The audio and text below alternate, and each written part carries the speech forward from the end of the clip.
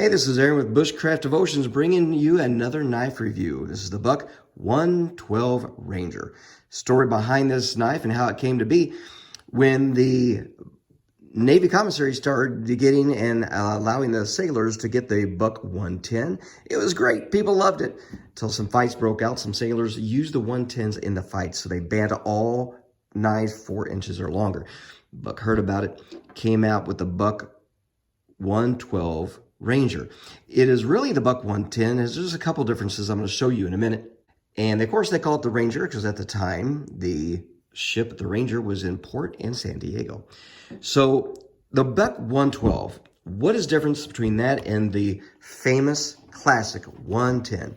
And why do some people like the 112 better? Well, let's take a look. This is my 110. I'll always be a favorite of the Buck 110. Couple differences. The clip point is not as long.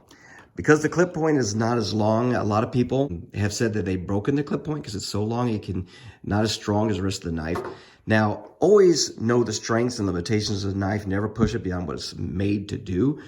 And so, but some people like it more because it is a shorter clip point. They seem to think the blade is more durable on this one. Although, once again, just know your strengths and limitations. But another thing people like about it, and I kind of wish the 110 would do this. If they make any changes, this would be nice.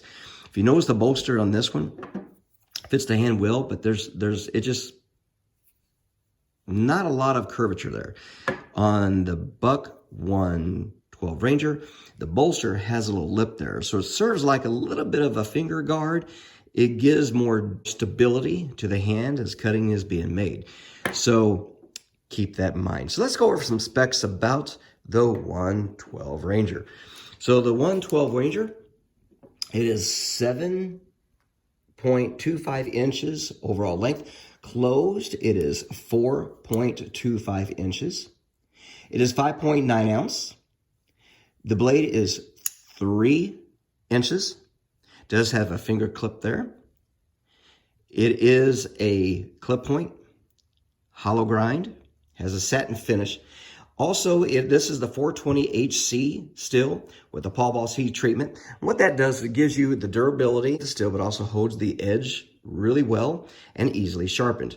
Because it has the Paul Boss heat treatment, it also has that corrosion resistance as well, which makes it a very good knife.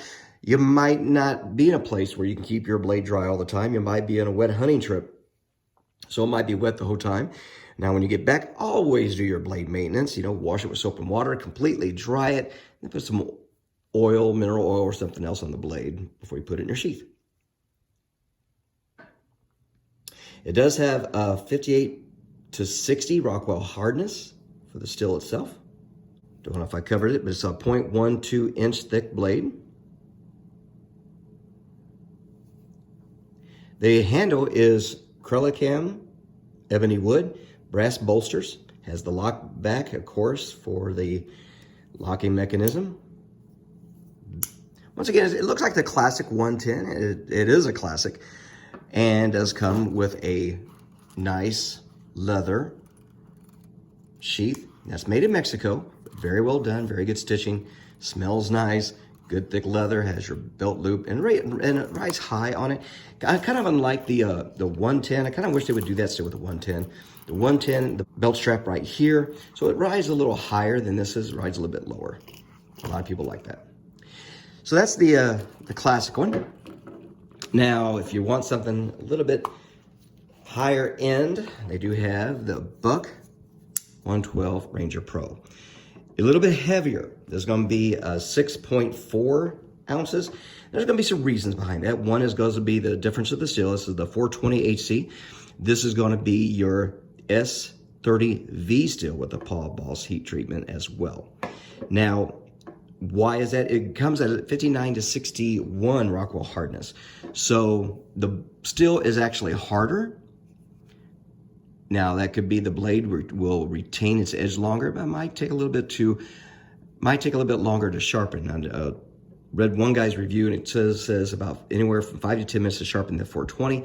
Took him about 15 to resharpen the S30V steel. I don't know. I haven't used it enough to be able to resharpen it yet. But a couple other things about it, it does have the G10 handle instead. Now, it's not micarta, but you can go to the internet and look up more specifications about the G10 material. It does have nickel silver bolsters, which is really nice because, of course, you know, with your ones like this, they can turn colors pretty quickly. And you can clean it up with Brasso or Flitz metal polish. Some people want the changing color and they ask how you do that. Just use it. Just use it. I've only handled this one a few times and it's already changing. But with the Buck 112 Ranger Pro with that nickel silver, they are not going to be retaining your fingerprints. They're not going to be changing color. So a lot of people like that feature of that. It has all the other dimensions are the same, but those are the differences. And the 112 Ranger Pro is going to be with the same sheath. These are nice. You can use them with the belt sheath, or you can slip them in your pocket. Maybe you want something a little lighter. Well, they came out with the Buck 112 Ranger Slim. Very nice knife. Comes into 2.5 ounces. There are going to be some differences. The blade itself does not have the fingernail clip here, little groove there. And the clip point is not as prominent, you can tell. Totally a little different clip point. Even though, say, the blade's a satin finish, it's nowhere near the satin finish as the Classic or the Pro. But for everyday carry, this is perfect. It does have a glass-filled nylon handle, stainless steel pocket clip. And it's kind of nice because it doesn't go deep into it doesn't go like here and the knife sits up, so it's a deep one. So when you see the top of the clip, that's what you're seeing in the pocket. It does have dual thumb studs. It's pretty easy to open. This is the 420 HC steel with the Paul Boss heat treatment on that as well. Very sharp. All of these knives are very sharp right out of the box. I mean, they just slice through paper like nothing. And this is a very good one to carry as well for an everyday carry knife. So all three of these knives are really good choices that Buck has put out.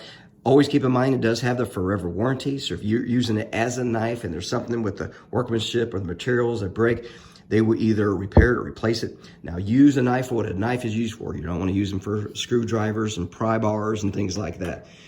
But if you're like me, you're going to take care of your knives. And for Buck enthusiasts, this is what we're all about.